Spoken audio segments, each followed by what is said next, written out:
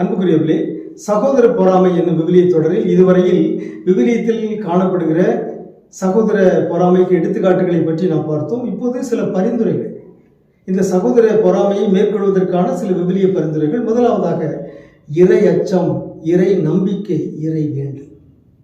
ஒரு குடும்பத்தில் இறை நம்பிக்கை இருக்க வேண்டும், இறை அச்சம் இருக்க வேண்டும், குடும்பமாக ஜெபிக்க வேண்டும். எந்த குடும்பங்களிலெல்லாம் இறை நம்பிக்கை இருக்கிறதோ, இறை வேண்டல் இருக்கிறதோ, அங்கே சகோதர பொறாமை வருவதற்கான வாய்ப்புகள் மிகவும் குறைவு. எபிரேயர் திருமடல் 11ஆம் அதிகாரம் 4வது இறைமொழியில் ஆபேலை பற்றி சொல்லப்பட்டிருக்கிறது. நம்பிக்கையினால் தான் ஆபேல் காயினுடைய பலியை விட மேலான பலியை கடவுளுக்கு செலுத்தினார். அதனால் அவர் நேர்மையானவர் என கடவுளிடமிருந்து நற்சான்று பெற்றார்.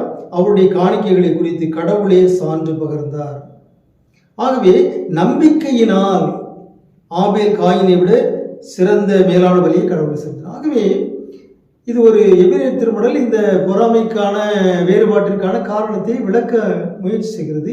இறை நம்பிக்கையே தான் காரணம். ஆபேலுக்கும் காயினுக்கும் இடையே உள்ள வேறுபாடு என்ன என்றால், எபிரேயர் திருமடல் சொல்கிறது இறை நம்பிக்கை. ஆபேலுக்கு கடவுள் நம்பிக்கை இருந்தது, ஆகவே அவர் நேர்மையாளராக இருந்தார், மேலான பலியை கொடுத்தார். காயினுக்கு கடவுள் நம்பிக்கை இல்லை, எனவே அவர் தீயவராக இருந்தார், கடவுளுக்கு நல்ல காணிக்கை கொடுக்க இயலவில்லை என்று இறை நம்பிக்கை பற்றி பேசுகிற எபிரேயர் திருமடல் 11ஆம் அதிகாரம் சொல்கிறது.